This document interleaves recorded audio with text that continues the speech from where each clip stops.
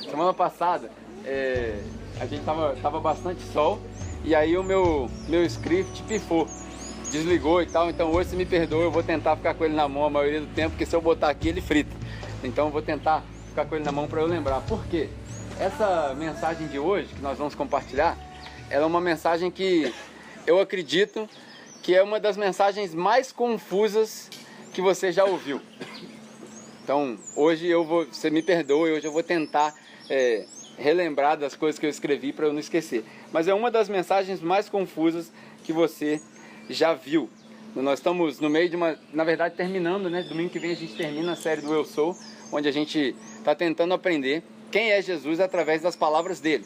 Porque muitas vezes a gente escuta quem é Jesus através da palavra dos outros, sem entender quem ele é de fato, porque nunca ouvimos da palavra dele. Então o objetivo dessa série é esse.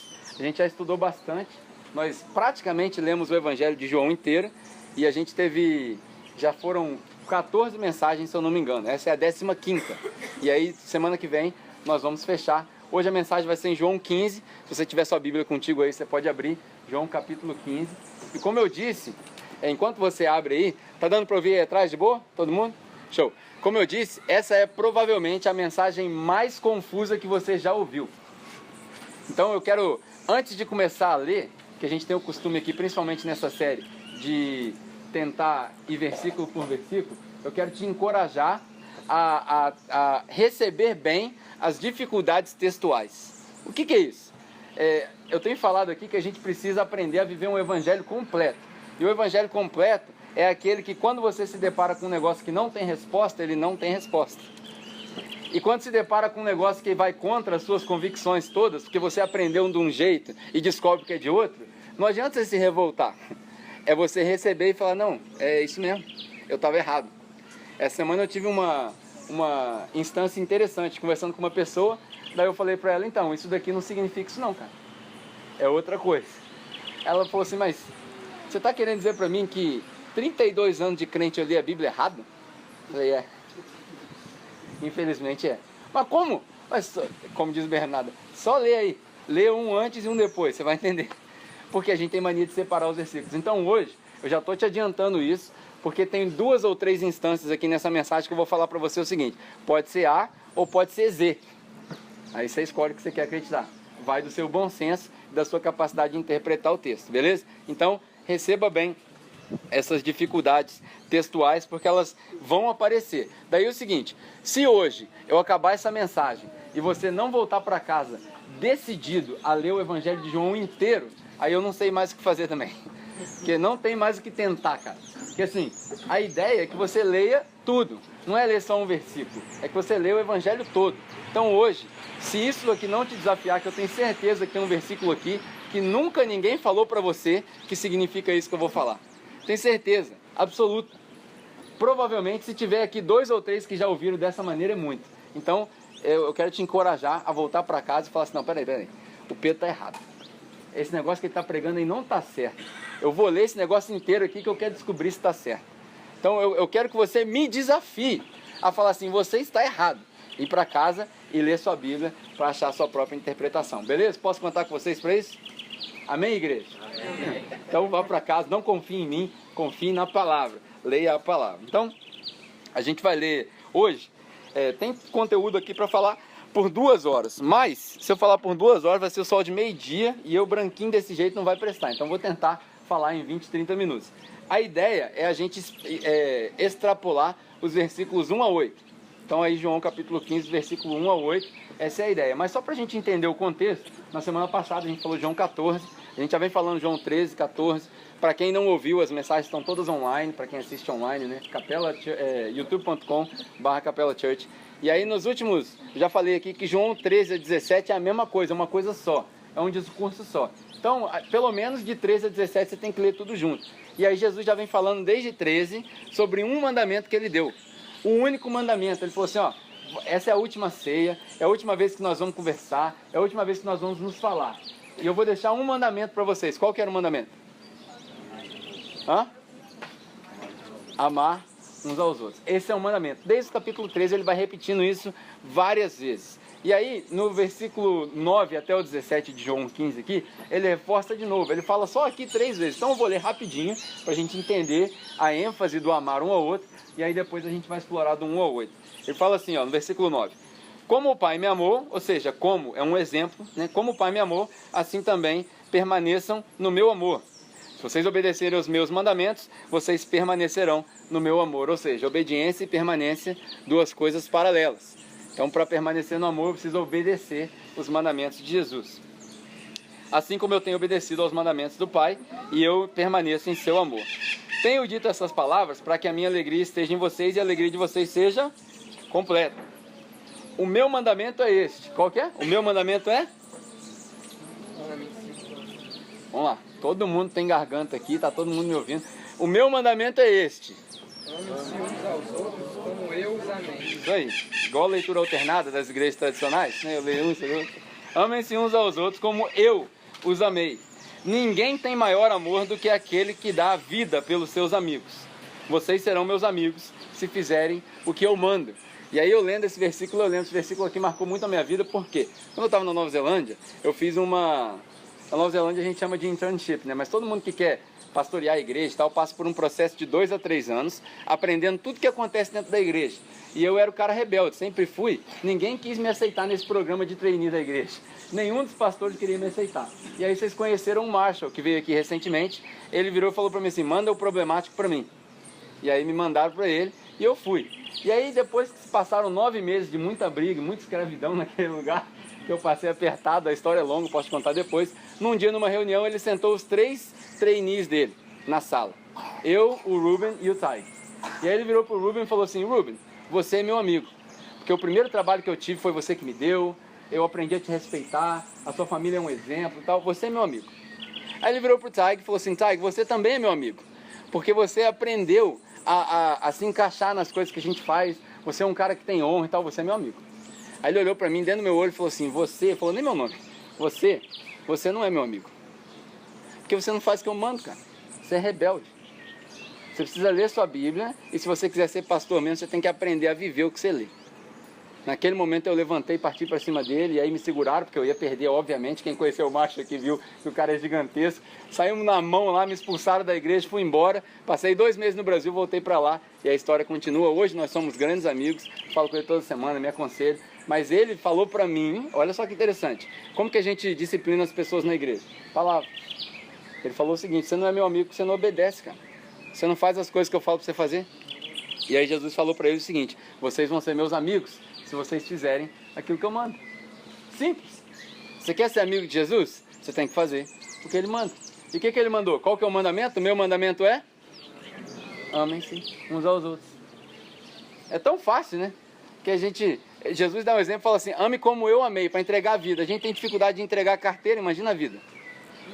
E aí Jesus fala, você só vai ser meu amigo se obedecer o meu mandamento. E o meu mandamento é um só. Amar um ao outro. É um só, não tem outro. Não tem 10, nem 613, é um só. Se a gente conseguir fazer só esse um, já tá bom. E aí ele continua, né? Já não os chamo servos, porque os servos não sabem o que o mestre faz, mas eu os chamo amigos. É o que a gente fala aqui, né? O objetivo final do discipulado é a amizade. Então, se todo mundo aqui conseguir ficar amigo um do outro, a ponto de saber a vida íntima do cara, de se intrometer na vida do cara mesmo, aí a gente chegou no objetivo final do discipulado, né? Então, os chamo de amigo porque tudo que eu ouvi do Pai, eu os tornei conhecido para vocês. Vocês não me escolheram, mas eu os escolhi para quê? Para irem e darem frutos. Talvez aqui seja a ideia do fruto numérico que a gente tanto ouve na igreja, né? Que a gente ganhar outras pessoas e tal. Jesus nos escolheu para que nós, conhecendo a graça, experimentando a graça, espalhássemos a graça para outras pessoas. Está aqui, explícito aqui. Fruto que permaneça, a fim de que o Pai conceda a vocês o que pedirem em meu nome. Este é o meu mandamento. Vamos lá, Igreja Batista da Praça. Este é o meu mandamento. Para quem não sabe, a Igreja Batista que lê alternado assim, né? Eu leio e você lê, eu leio e você lê. Então, a gente vai aprender, beleza. Mas aí vamos para João, no capítulo 15 ainda, versículo 1 ao 8. Olha aí na sua Bíblia aí, a gente explorou um pouquinho do 9 ao 17, e eu vou focar nesse versículo 1 ao 8. Jesus começa e diz o seguinte, eu vou ler do 1 ao 8 e depois a gente vai de pedacinho em pedacinho. Eu sou a verdadeira videira, meu pai é o agricultor. Todo ramo que permanecendo em mim não dá fruto, ele corta. E todo que dá fruto, ele poda, para que dê mais frutos. Vocês já estão limpos, pela palavra que tenho falado. Permaneçam em mim e eu permanecerei em vocês. Nenhum ramo pode dar fruto por si mesmo, se não permanecer na videira. Vocês também não podem dar fruto se não permanecerem em mim. Eu sou a videira, vocês são os ramos. Se alguém permanecer em mim e eu nele, esse dará muito fruto, pois sem mim vocês não podem fazer coisa alguma. Se alguém não permanecer em mim, será como o ramo que é jogado fora e seca. Tais ramos são apanhados, lançados ao fogo e queimados. Se vocês permanecerem em mim, as minhas palavras permanecerem em vocês, pedirão o que quiserem e será concedido. O meu Pai é glorificado pelo fato de vocês darem muito fruto, e assim vocês serão os meus discípulos. Essa é a palavra que nós vamos explorar hoje. E como eu te falei, vai acontecer aqui que eu vou falar um negócio para você que talvez você nunca tenha ouvido. Então preciso que você preste bastante atenção. Sei que está calor, mas eu acredito do fundo do meu coração que vai agregar valor para a sua vida. E quando você aprender isso daqui, você vai ter base para poder defender esse evangelho da graça que a gente tanto fala com as pessoas que talvez não entenderam ainda. Então vamos lá. O primeiro versículo ali diz o seguinte: eu sou a videira, o meu pai é o agricultor. Ele fala, eu sou a verdadeira videira. Se ele fala que ele é a verdadeira videira, é sinal de que existe uma videira falsa. Você consegue ver isso? Todas as vezes que Jesus falou eu sou, ele falou eu sou o pão, eu sou isso. Ele nunca contrastou com falso e verdadeiro. Só que agora ele vira e fala o seguinte: eu sou a verdadeira videira. É sinal de que existe uma videira falsa. Quem é a videira falsa? Aqui ele está falando para os discípulos. E ele está mostrando para os discípulos o seguinte: o povo de Israel, o sistema de Israel, todo o sistema sacrificial, lembra das últimas mensagens, a gente falou da festa dos tabernáculos e tal, tudo isso que a sociedade se apoia, que a sinagoga é o centro da sociedade, tudo isso é falso. Isso aí não leva a nada. A verdadeira videira sou eu. Tudo começa em mim agora. Antes, para você se tornar filho de Deus, você tinha que ser judeu, certo? Você tinha que nascer em Israel, você tinha que nascer judeu. Agora não. Jesus se tornou a raiz da família de Deus. Tem até uma devocional interessante, pequenininha, que a Bia faz, né? Essas devocionalzinhas de criança no iPad de manhã. E na devocional lá ela está aprendendo o seguinte, que a igreja é a família de Deus. Aí como é que você faz a analogia interessante? Se Jesus é o cabeça, nós somos o corpo, portanto a gente, igreja, se torna a família de Deus. E a Bia está aprendendo isso, que é tão elementar, né? Da gente entender. Essa galera de Israel, o povo de Israel, olha que interessante. Eles eram alimentados, espiritualmente falando, por aquilo que eles faziam. Então uma vez por ano tinha que ir lá no tabernáculo, no templo, uma vez por ano tinha que entregar sacrifício, toda vez que pecava tinha que fazer X, Y, Z. Eles eram alimentados por aquilo que eles faziam. Nós somos alimentados por aquilo que ele fez. Consegue pegar a diferença? Nós não precisamos fazer mais nada. Você não precisa ir à missa, você não precisa ir ao culto, você não precisa sacrificar, você não precisa dar dinheiro, você não precisa dar dízimo, embora nós estamos aqui tentando, para quem não sabe, né, a gente está tentando comprar uma tenda aqui para cobrir, porque a gente ora para não chover e aí está castigando o sol mesmo. Então a gente está tentando comprar uma tenda. Nós achamos uma tenda de 8x8 que cobre isso tudo aqui, ó. Custa R$4.000. Como que funciona numa família? A gente faz uma vaquinha. Quem puder contribuir, contribui. Quem não puder contribuir, não precisa contribuir. Porque se você não tem outro, vai dar em dobro, em triplo, porque vai cobrir. É assim que a gente faz. Então, como o Marcelo falou, né, tem um relatório ali para todo mundo, mas na família é assim, porque a gente não precisa fazer mais nada. Deus não vai te abençoar se você for fiel no dízimo. Isso não existe. Deus não precisa do seu dinheiro, porque Deus não usa dinheiro. Você consegue entender? Deus não usa dinheiro. Deus usa pessoas. Então, se tem alguém passando fome, ele vai usar você com o seu dinheiro, você largar de ser egoísta, botar a mão no bolso e ajudar aquela pessoa. Deus não vai descer com Deus, não vai fazer chover dinheiro igual ele fez chover maná, não. Então, ele não precisa do seu dinheiro. Na nossa igreja aqui, a gente sempre fala isso, Deus não precisa do seu dinheiro. Nós, como comunidade aqui, a gente se junta para fazer as coisas juntos. Você participa se você quiser, sem pressão. Então, eles eram alimentados por aquilo que eles faziam. Nós somos alimentados por aquilo que ele fez. O que Jesus fez na cruz já é o suficiente. Ninguém precisa fazer mais nada. Ninguém precisa matar mais nada. Ninguém precisa matar animal nenhum mais. Nós somos alimentados por aquilo que ele fez. Então ele é a verdadeira videira. Ele está dizendo o seguinte: a raiz da família de Deus agora não é mais Israel. Sou eu. Eu sou a verdadeira videira. E o pai é o agricultor, ele vai continuar. E aí a gente tem uma outra aplicação para isso, né? Tem muita gente, a gente vai ver aqui que o essencial desse texto é estar conectado na videira. E tem muita gente que está agarrado na videira errada. No nosso dia a dia tem gente que se agarra na videira errada. Por quê? A videira era um símbolo de Israel, obviamente, e o ramo ele recebe da videira a seiva da árvore, a vida, né? E tem gente que está buscando vida em outra árvore.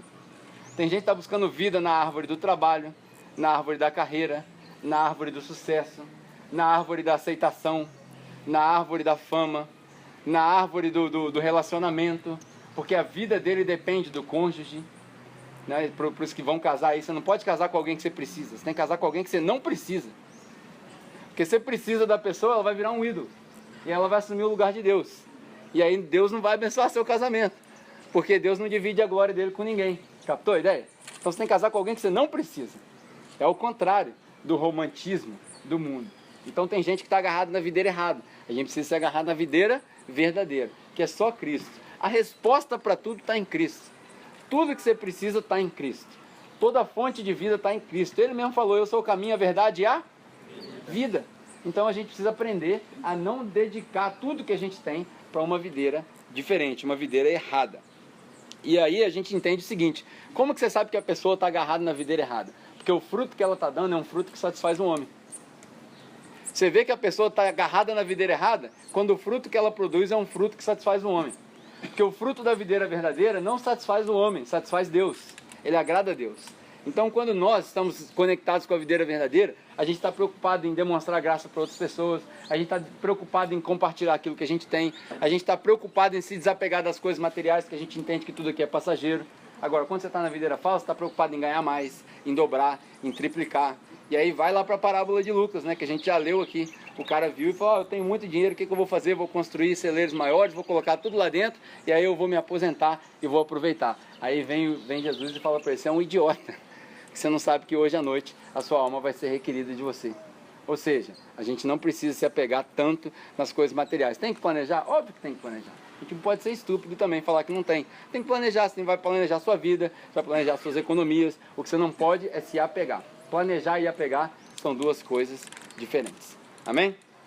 E aí ele continua, né, como diz o nosso amigo Paulo, segue o baile. No versículo 2, ele fala o seguinte, todo ramo que estando em mim não dá fruto, ele faz o quê? O que está escrito aí na sua Bíblia? Ele corta. Todo ramo que não está em mim, ele corta. Olha que interessante. Aqui eu vou desafiar todo o seu entendimento que talvez você tenha de Bíblia até hoje. Tem duas maneiras da gente interpretar essa palavra corta.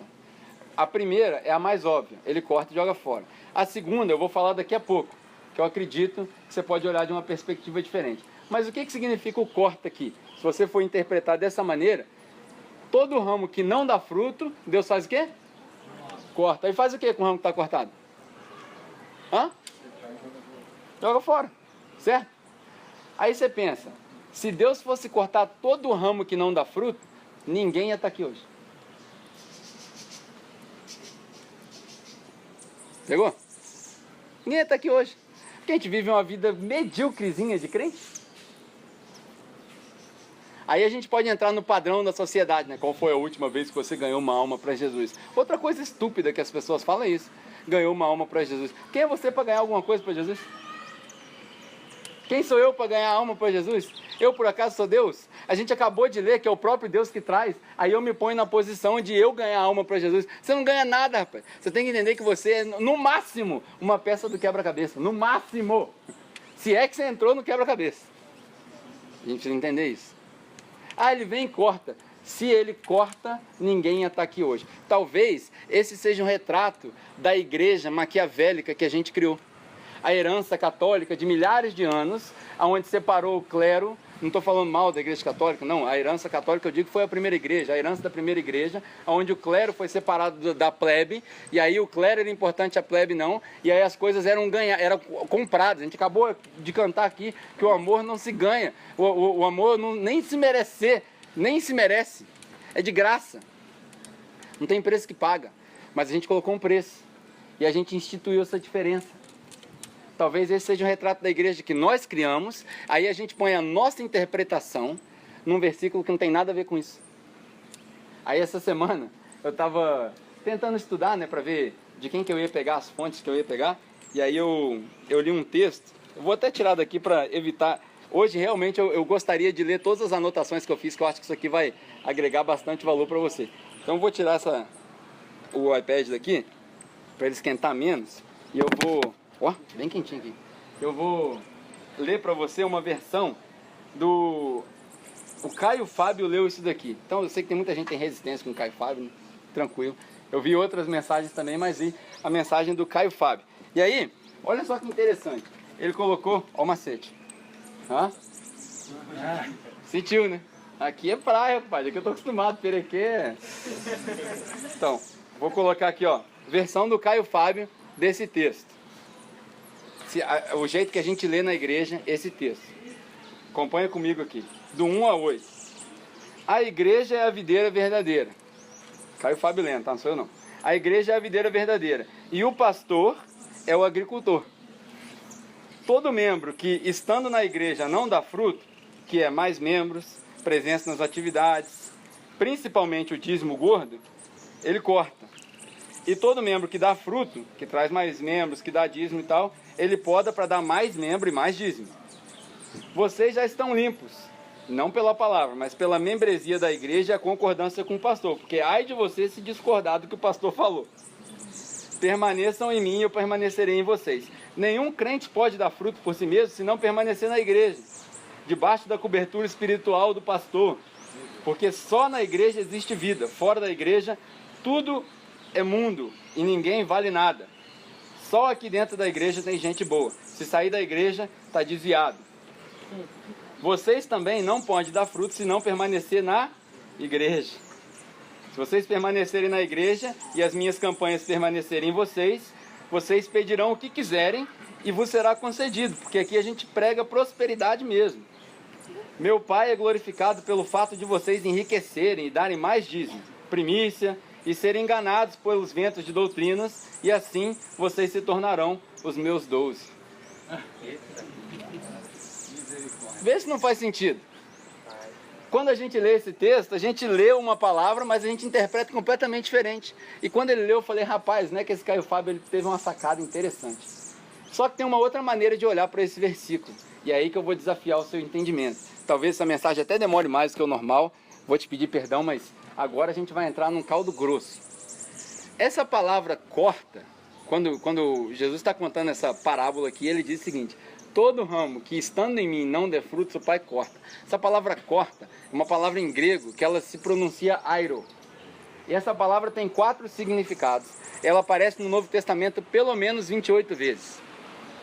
Desses 4 significados, só um é corta. Aí a gente resolveu escrever corta na Bíblia. Os outros 3 significados significam recolocar, reposicionar, tirar de um lugar e colocar em outro.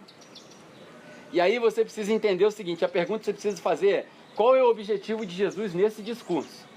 Interpretação de texto, cara. Aula de português.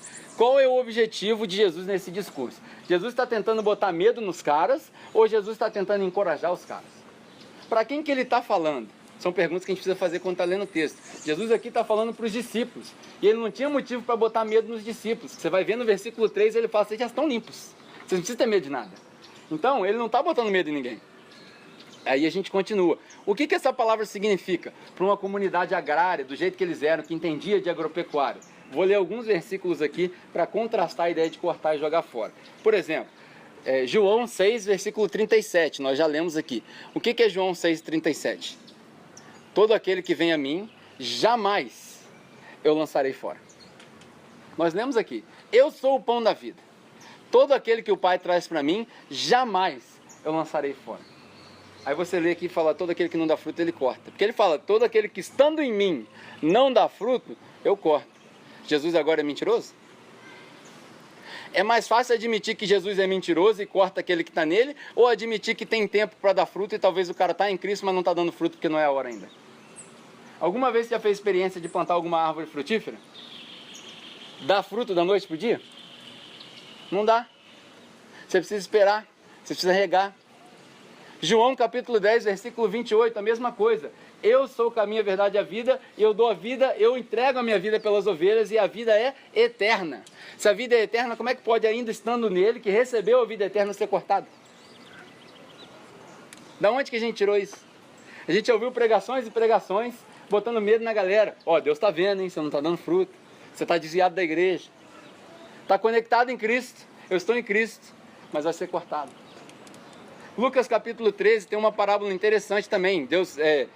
Deus no retrato daquela pessoa, chega para o cara que cuida da plantação, chega para o agricultor e fala, ó, minha plantação não está dando fruto, essa árvore não está dando fruto, corta. Que ele era o dono. Aí o agricultor fala para ele o seguinte, Lucas capítulo 13, isso aí você pode procurar em casa depois. O agricultor fala para ele o seguinte, não, corta não. Faz o seguinte, deixa eu arar um pouco mais, regar um pouco mais, e deixa 1 ano. Se não der fruto em 1 ano, aí você corta. Senão a gente mantém ela aqui. Por quê? Todo agricultor em sã consciência jamais cortaria um ramo que não dá fruto na primeira vez. Jamais. Por quê? Porque ele precisa trabalhar com o ramo. Para os discípulos de Jesus, faz muito mais sentido isso. Aí, vou te fazer um outro desafio. Vai guardando e se você esquecer, depois você assiste a mensagem online. Romanos capítulo 11, existe a história do povo de Israel e do povo gentio. Quem é o povo gentio? Eu e você. Sabe o que ele fala de mim, de você? Ali ele usa outro exemplo, ele põe a oliveira, não é mais a videira. Mas é a mesma coisa. Ele vira e fala para você o seguinte, nós gentios, nós éramos ramos selvagens. Ramos selvagens. Nós não fazíamos parte da oliveira original. Quem era a oliveira original? O povo escolhido de Deus, o povo de Israel. E aí Jesus falou aqui agora, eu sou a verdadeira videira, aqueles eram falsos, nós não fazíamos parte. Aí Paulo, para ilustrar, ele fala o seguinte, o que aconteceu na oliveira? Deus pegou os ramos selvagens, e aí ele enxertou o ramo selvagem na oliveira original. Você sabe o que é enxertar? Eu vou te dar um exemplo aqui, segura aqui para mim, sabe? Para eu não botar ali no negócio, já eu pego.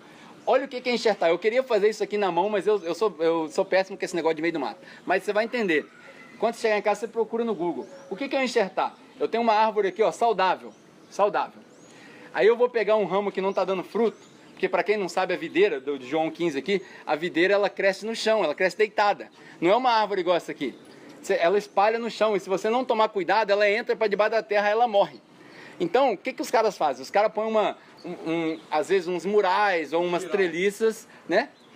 Giral, que eles chamam aqui. Então, ele põe um giral e aí ele põe a videira por cima, para ela não entrar ali embaixo. Aí, o que é enxertar? Ele vai pegar um desses ramos saudáveis, que está recebendo água da raiz e está recebendo luz do sol, para poder fazer fotossíntese. Capela também é biologia. Pegou, Marcelo?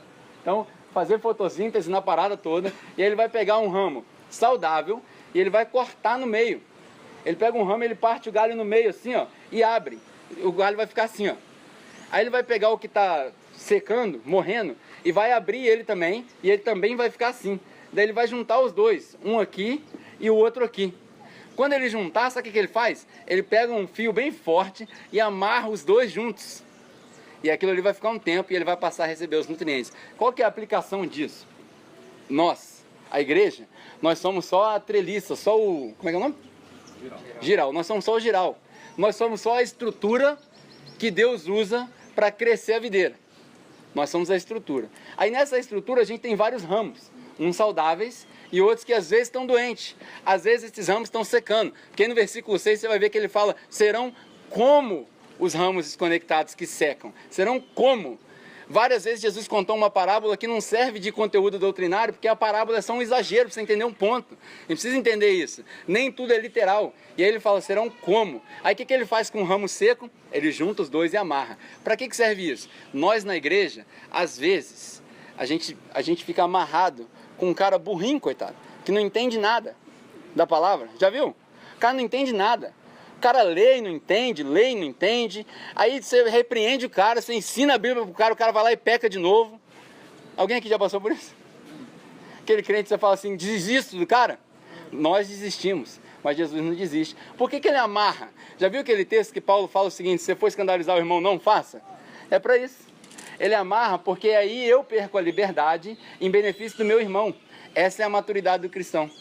A maturidade do cristão é isso, você fala assim, opa, isso aqui eu não posso não, porque vai escandalizar o meu irmão, porque eu estou amarrado junto com ele, porque eu agora que estou saudável, eu estou emprestando a vida para ele. E aí ele vai receber a vida, quando ele amadurecer, aí ele vai soltar e ele vai servir de vida para outro. Esse é o contexto. E aí Jesus fala o seguinte: todo ramo que estando em mim não dando fruto, vê se não faz mais sentido. Todo ramo que estando em mim não dando fruto, eu tiro ele de onde ele está e coloco ele numa posição onde ele vai dar fruto. Por quê? Olha a interpretação de texto. Ele fala ali no versículo que a gente já leu: eu vos escolhi para que vão e deem. Por que ele vai chegar e cortar então? O galho cortado não dá fruto. Porque o galho por si só não tem vida. Sem mim vocês não podem fazer nada. Conseguiu entender? Então a gente precisa entender o seguinte: Jesus não corta ninguém. Jesus não corta ninguém. Ah, mas não tem disciplina na sua igreja? A gente vai chegar lá, vou compartilhar com você um negócio sobre disciplina na igreja. Você vai entender já já. Mas a gente precisa entender isso. Jesus não corta ninguém. Valeu, Hassan. Então, se você estiver conectado com Cristo, vai acontecer de que você vai andar alinhado com outros ramos da videira, porque a gente está naturalmente amarrado. Todo mundo conseguiu entender essa parte? Então, o que é isso? Eu tô dizendo para você que você tem que acreditar nisso? Não. Quero que você vá para casa e leia o contexto e tire suas próprias conclusões. Mas a ideia de Jesus cortar, para mim, é estranha nesse texto. Se você lesse esse texto pela primeira vez na sua vida sem nunca ninguém ter pregado nada desse texto para você, eu duvido que você ia entender isso. Se você lesse em grego, então, eu duvido que você ia entender isso. Ah, todo aquele que está em mim, Cristo airo. Você nunca ia entender que ele corta e joga fora. Nunca. Mas eu quero te convidar a fazer esse exercício. Talvez você vá para casa e entenda assim, então beleza, faça esse exercício, porque você é livre também para crer naquilo que você quiser. Você não precisa crer no que eu falo. E aí ele continua: o que é o ramo que não dá fruto? Talvez o ramo que não dá fruto seja aquele ramo que está conectado, mas ainda não deu tempo de dar fruto. Ainda não amadureceu. Aí o que a gente tem que fazer? A gente tem que ter paciência. Muita paciência com os irmãos que não dão fruto. Não só fruto numérico, mas o que é o fruto mais importante? O fruto mais importante não é o fruto de converter os outros, porque a gente não tem poder de converter ninguém. O fruto mais importante é o fruto que está lá em Gálatas. Gálatas capítulo 5. Ele fala os frutos da carne, e o fruto do Espírito é amor, compaixão, benignidade, paciência. Esses frutos são eternos. E contra esses frutos não há lei nenhuma. Ninguém nunca vai te repreender porque você ama demais. Isso não existe. Então ele continua ali dizendo, talvez esses sejam os ramos. Aí, como eu te falei, a gente precisa entender o seguinte: qual é o objetivo de Jesus com esse discurso? Se Jesus quiser botar medo nos caras, falar assim, ó, eu vou morrer. E vocês ficam de olho aberto, hein? Porque Deus está olhando, hein? E Deus está vendo o que vocês estão fazendo, hein? Se esse é o objetivo, aí vale a pena você falar assim, ó, se não der fruto ele vai cortar. Mas analisando do capítulo 13 ao capítulo 17, me parece que o discurso de Jesus é o seguinte: irmãos, eu já não vos chamo mais de escravos, mas eu os chamo de amigos, porque vocês receberam tudo que eu tenho. E lá no 14 a gente viu, a Bárbara cantou aqui. Irmãos, não se turbe o vosso coração, crê em mim e crê também em Deus. Eu vou preparar morada, eu vou para um lugar onde vocês não podem ir, mas eu vou voltar. E eu vou preparar um lugar para vocês. Então, me parece que o discurso de Jesus é um discurso encorajador. E se esse é o discurso, aí a gente pode entender que Jesus não está preocupado em botar medo em ninguém. Ele está criando um paralelo, que só tem duas possibilidades. Ou você dá fruto, e quem dá fruto pode esperar a poda, porque ele quer que dê mais frutos. Ou você não dá fruto. E não dando fruto, ele vai te reposicionar e te colocar num lugar aonde você dê fruto. Às vezes, uma outra aplicação interessante é o cara... Eu estava conversando com o Giovanni ontem, e aí a gente conhece muito de pessoas que, talvez em outros lugares, outras igrejas, põe o cara para pregar porque o cara carrega o título de pastor, e todo mundo acha que pastor tem que pregar. Quem que falou isso? Não faz o menor sentido. Só porque o cara é pastor, o cara tem que pregar. Isso não existe. E aí, de repente, era só a questão de tirar o cara de um lugar e colocar ele em outro lugar. Às vezes o cara é ótimo músico, mas o pessoal quer que ele sirva no Ministério das Crianças, porque tem falta, né? Na verdade, a gente precisa de voluntários do Ministério da Criança, tá? Quem gosta aqui de criança pode vir nos procurar, que a gente precisa. Mas aí vai e põe o cara no Ministério das Crianças só porque precisa. Não, se você não gosta, não fica lá, mano, você não vai dar fruto. É uma questão só de reposicionar as pessoas. Se o discurso é de encorajamento, provavelmente Jesus está dizendo que ele nunca vai cortar ninguém. E aí algumas algumas coisas para você. Por exemplo, ele não corta porque o indivíduo aqui não é o X da questão. O X da questão no discurso é permanecer em Jesus. Seja lá qual for a ideia do discurso, a principal ideia é permanecer em Cristo. Então, qual que é o objetivo desse texto? Se tivesse uma provinha de português agora e a professora perguntasse assim, o que esse texto fala a respeito? Permanecer em Jesus. Se ele corta, não corta e tal, isso é irrelevante para o objetivo do texto. A gente aprendeu que não é, mas é irrelevante para o objetivo do texto. Outra coisa, talvez você esteja passando por algumas provações, né? E você fala assim, pô, estava tudo tão bem, né, na minha vida, estava tudo acontecendo bem, estava tudo dando certo, meu trabalho, minha família, aí de repente tudo começa a desabar. Quem aqui já passou por uma situação dessa? Do nada. Parece que o diabo ficou furioso, não é assim que os crentes falam? O diabo ficou furioso. Aí a gente põe a culpa no diabo. Irmãos, lembra que Jesus falou, todo aquele que dá fruto, eu podo, para que dê mais frutos. Você acha que podar não dói, não? Imagina se você fosse o galho, e aí Jesus vem, pá, poda. Dói. Mas é para quê? Ele tira as pontas que estão secas, que está atrapalhando. Porque às vezes a gente se acomoda. Ah, tá tudo muito bem, tá tudo muito fácil, tá tudo muito bom. Aí a gente se acomoda. Aí a gente fica no Deus errado, na videira errada. Aí ele vem e poda. Ele poda para quê? Para que a gente dê mais frutos. Assim a gente consegue resolver o problema. Hebreus capítulo 12, se você for para casa, mais um texto para você ler. A disciplina, no tempo que ela está sendo aplicada, ela dói. Mas é como diz o pai e a mãe, né, para a criança, no futuro você vai me agradecer. Você vai ver que vai dar mais frutos. Só que aí ele continua, olha que interessante. Como é que a gente consegue descobrir que esse discurso é um discurso encorajador? No versículo 3, Jesus já garante para eles. Jesus fala o seguinte, vocês já estão limpos. Você não precisa se preocupar. Vocês já estão limpos. Aonde? Leia aí na sua Bíblia aí, vamos ver se você consegue extrair isso. Vocês já estão limpos por quê? Fala aí. Pelo quê? Pela palavra. Olha que interessante. Vocês já estão limpos, mas não é por ritual nenhum, é pela palavra. Por isso que Jesus insistiu, permanecer na palavra. João 8,31. Vocês só vão ser meus discípulos se vocês permanecerem na palavra. Aí vocês vão conhecer a verdade, e aí a verdade vai libertar. A gente fala isso aqui direto.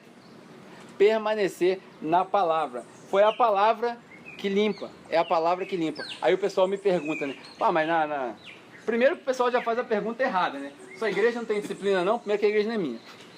Começa aí. A igreja é de vocês. Na verdade também não é nossa. É dele. E nós somos tudo aqui, pedacinho da igreja. Ah, não tem disciplina na sua igreja não? Eu sempre falo assim, não. Lá não. Ah, então pode pecar à vontade? Também não. Está em Romanos. Ah, mas eu conheci a graça, então posso sair pecando então? De maneira nenhuma. Mas como é que você conserta o pessoal então? Palavra. Só dá a palavra. Se você mostrar para eles a palavra, eles vão se converter. Porque é a palavra que limpa.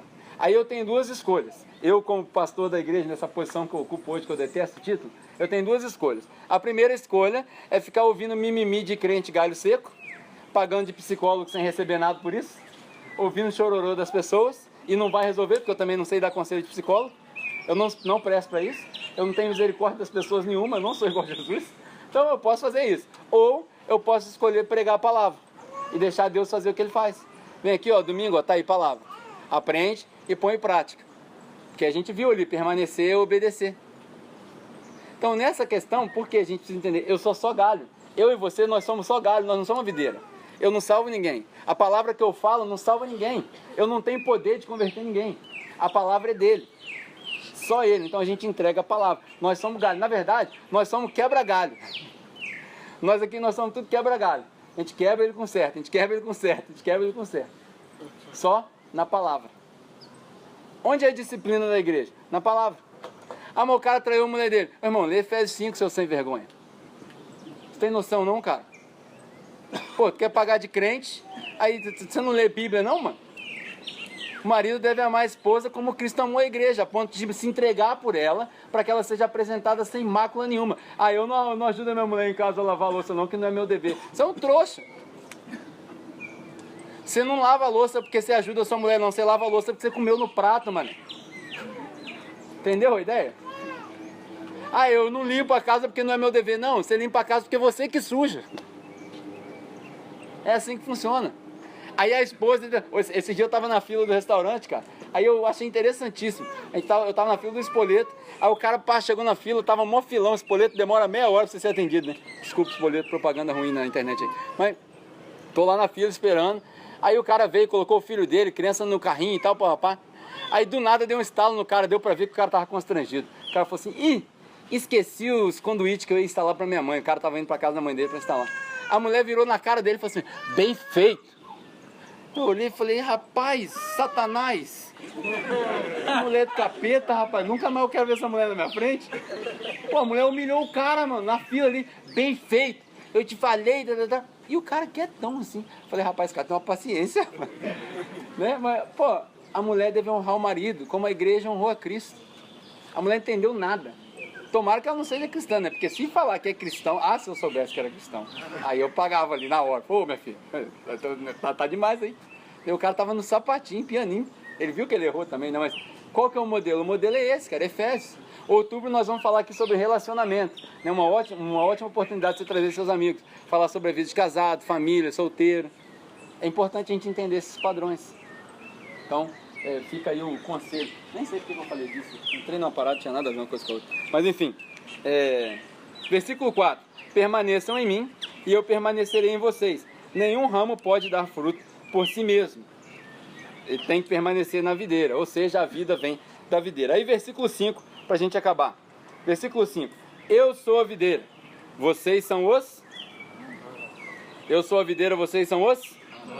Se alguém permanecer em mim e eu nele, esse dará muito fruto. Aqui a gente encontra uma condição que não é condicional.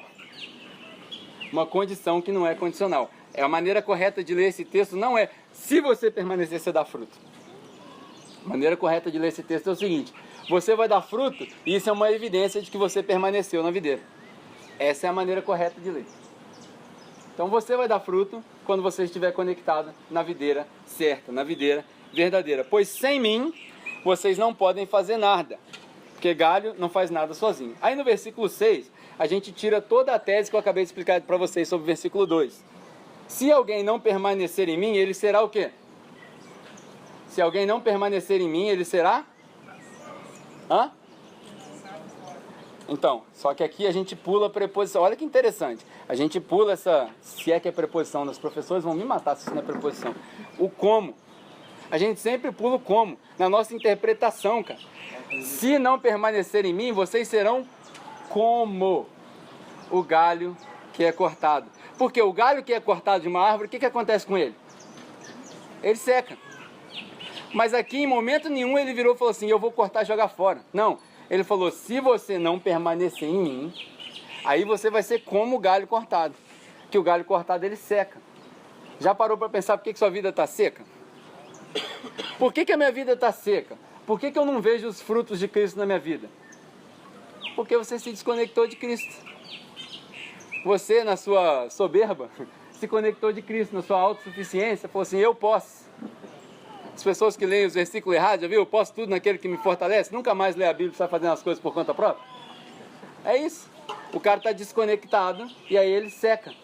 Não dá mais frutos. Como? É uma comparação. Ele vai ser como o ramo que é jogado fora. Não quer dizer que Jesus joga fora. Aí para fechar, versículo 7. Se vocês permanecerem em mim e as minhas palavras permanecerem em vocês, vocês pedirão o que quiserem e vos será concedido.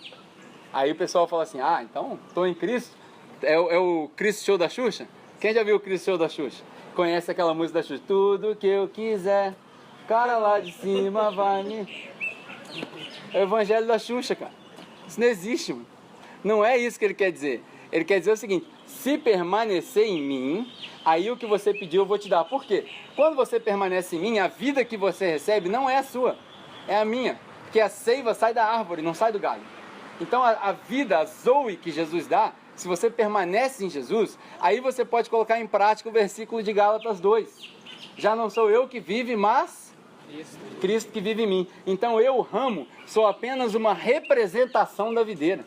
Eu sou só um espelho da videira. A ideia é que as pessoas olhem para mim sem soberba nenhuma, sem autismo nenhum, que as pessoas olhem para mim e vejam Cristo. Por isso que Jesus falou, sede perfeitos, como o Pai no céu é perfeito. A ideia é que as pessoas olhem para mim e vejam Jesus. Ah não, mas nós somos pecadores e tal. Eu sei, mas por isso que você pede perdão, por isso que você se humilha. E a ideia da vida cristã é um progresso. Se você conheceu Jesus e não mudou nada, você não conheceu Jesus. A ideia é um progresso.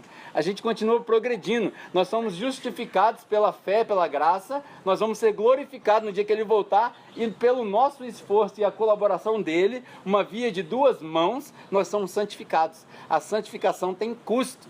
A salvação é de graça, mas a santificação custa. Captou a ideia? Para ser santo como Ele é santo, para ser santo como Ele é santo, custa. Você tem que pagar um preço. Ah, o pessoal... a gente espiritualiza demais as coisas. Não, oração tem valor. Tempo de oração em casa, tempo de leitura da palavra. Como é que você quer conhecer a Cristo se você não conhece a palavra? Por isso que eu falei, se a gente sair daqui hoje, você não cismar de ler João inteiro, eu não sei mais o que fazer. Na moral, você não vai aguentar ficar aqui, cara. A gente continua falando aqui que o mesmo evangelho que atrai é o evangelho que repele também. Então, cara, vai para casa e lê a Bíblia, mano. Porque não tem como você aprender de Cristo se não for na palavra. Não cai na besteira de ouvir só o que eu falo, não, que uma hora eu vou escorregar, mano. E na hora que eu escorregar, nós dois pro abismo, eu junto com você. Aí você vai querer me culpar. Sabe o que eu vou falar pra você? O problema é seu, mano. Você que é trouxa, você quis me ouvir. Escuta a palavra. Vai pra casa e lê a palavra. Lê o João inteiro. Lê Romanos inteiro. Entende a graça, chora na hora que você lê Romanos 4 e 5, enquanto eu ainda era inimigo dele, ele me amou, ele se entregou por mim. Chora na hora que você lê, que você fala assim, pô, o que eu não quero fazer eu acabo fazendo, e as coisas que era para eu fazer eu não faço, eu sou um imbecil mesmo, pô, um homem pecador que eu sou. Romanos 7, cara, tá lá. Se depara com as escrituras, como o nosso amigo Michelin fala, né? Deixa de ler a escritura e deixa a escritura começar a ler você. Na hora que você chegar em Romanos 8, você fala assim, não há mais nenhuma condenação para aquele que está em Cristo Jesus. E nada vai me separar do amor dele, cara. Nem a morte, nem nada. Quando isso entra no sangue, mano, aí muda tudo. Aí você não precisa de disciplina. Aí você não precisa de cobrança. Você não precisa de nada disso. Aí sua casa flui, seu trabalho flui, a igreja flui, seus filhos fluem. Ah, meu filho é desobediente. Mano, foca na palavra. Tem tempo da rebeldia? Tem. Foca na palavra. Gasta o joelhinho no chão. Para quando ele voltar, você poder olhar para trás e falar assim, veja só o que Deus fez na vida do meu filho. Não é o que eu fiz, não é o que a minha correia fez. Veja o que Deus fez na vida do meu filho. Quantas mães não oram 15, 20 anos para os filhos se encontrarem com Cristo? A gente precisa ler, cara. Se a gente não lê, é o que eu falo pra galera, crente burro não serve para ser crente. Se a gente não lê, a gente não vai aprender. Só domingo não é o suficiente. Se o alimento que você recebe no domingo aqui é o único alimento que você recebe, você está mal nutrido. Alimento é todo dia. Brasileiro, então, nós comemos pra caramba, 3 vezes por dia. De manhã, de tarde, de noite, mano. Acordou, lê sua palavra, faça devocional, vai almoçar, conselho básico, vai almoçar, põe a Bíblia em cima da mesa. Dá uma leitura rapidinha com a esposa. Porque a santificação da esposa é responsabilidade do marido, sabia disso? A gente vai aprender aqui na série. É o marido que é responsável pela santificação da esposa. Não adianta você falar para ela assim, você não lê sua Bíblia, você que não aprende. Não, você que é culpado. Responsabilidade está no peito do homem aqui, ó. A gente é macho para um monte de coisa. Quero ver se você é macho para assumir a responsabilidade da sua casa. Quero ver se você é macho para assumir a responsabilidade da sua esposa. A rebeldia da sua esposa. Ela me abandonou. Abandonou porque você não tratou direito. Pegou a ideia? Responsabilidade aqui, ó. Jesus que morreu pela esposa. Jesus que morreu pela igreja. Não foi a igreja que morreu por Jesus. A gente está vivendo um tempo que a gente está matando a igreja para sacrificar, para preservar um Jesus que nem existe. Não é assim não. E aí você precisa pensar, hoje para a gente encerrar, como esse é o último eu sou de Jesus, eu gostaria de orar com a igreja. Esse é o último eu sou de Jesus. Semana que vem nós vamos fechar, nós vamos falar sobre João 16, 17, mas a gente fecha a série. Mas esse é o último eu sou de Jesus. E aí a gente tem 3 grupos de pessoas aqui, que se encaixam nessa parábola. O primeiro grupo de pessoas é a galera que se sentiu cortada, se desconectou de Jesus. Tem uma razão de você se sentir cortado. Tem uma razão de você se sentir seco. É porque você largou a mão de Jesus. Hoje talvez seja o dia de voltar. Normalmente a gente não faz apelo, que a gente fala que a gente não precisa apelar, né? Mas às vezes as pessoas precisam de uma oportunidade para responder. Eu não vou te expor, não quero causar nenhum constrangimento para você. Mas se esse é você hoje, você se sentiu cortado, minha vida está seca, não tem mais, eu não tenho mais recursos, é uma oportunidade para você voltar. Como é que faz para voltar? A gente tem Bíblia de presente para você, você não precisa levantar a mão para aceitar Jesus, porque aceitar Jesus é um insulto para ele, porque ele não precisa que você aceite ele, porque ele é muito maior, é ele que te aceita, e a única coisa que você faz é caminhar em direção a ele. Então talvez você seja esse. Eu estou seco, estou desconectado de Jesus. É uma oportunidade para você, eu quero orar com você hoje. Outro grupo de pessoas é o grupo de pessoas que está dando fruto, mas está sentindo que está começando a desabar as coisas. É porque ele está podando. Eu quero orar para que você tenha persistência. Quero orar para que você consiga enxergar lá na frente o que Jesus já enxergou agora. O valor que você tem e aquilo que ele quer fazer através da sua vida. E o terceiro grupo de pessoas é o grupo que percebeu que estava seco e foi enxertado, está desconfortável. Porque o meu pecado é muito evidente. O que eu fiz é imperdoável. Esse grupo de pessoas, eles precisam perceber que eles estão amarrados junto com outro galho que está dando fruto. E vai demorar um tempo para ele dar fruto. E o agricultor, que é Deus, ele está observando para ver se você vai dar fruto. Ele está te dando mais um ano. É a misericórdia, Deus não está atrasado, ele é paciente até que todos alcancem o arrependimento. Então ele está esperando você dar frutos. E a treliça aqui, a estrutura da igreja serve para você caminhar com ele nessa velocidade. Ele vai esperar você dar frutos, ele é paciente. E aí ele vai usando as pessoas para te ajudar a te moldar. Você precisa se abrir. Se você é essa pessoa, você precisa se abrir e falar assim, meu problema é esse. Eu preciso de ajuda. Meu problema é droga, meu problema é álcool, meu problema é sei lá, orgia, seja lá o que for. Meu problema é pornografia, meu problema é falta de respeito. Quando você se abre, aí você expôs o pecado. Aí a gente vai saber onde podar. Não a gente, né? Deus vai saber onde podar e colocar no lugar certo. Amém? Então pensa aí se você não se encaixa num desses três grupos. Talvez você seja aquele grupo que está tudo dando certo, né? Está dando fruto. Tá bom, ora pelos outros. E espera a poda, que ele vai enxertar um galho ruinzinho do seu lado. Pra você poder andar com ele. Pra você poder ensinar para ele. Amém? Vamos colocar de pé, nós vamos orar.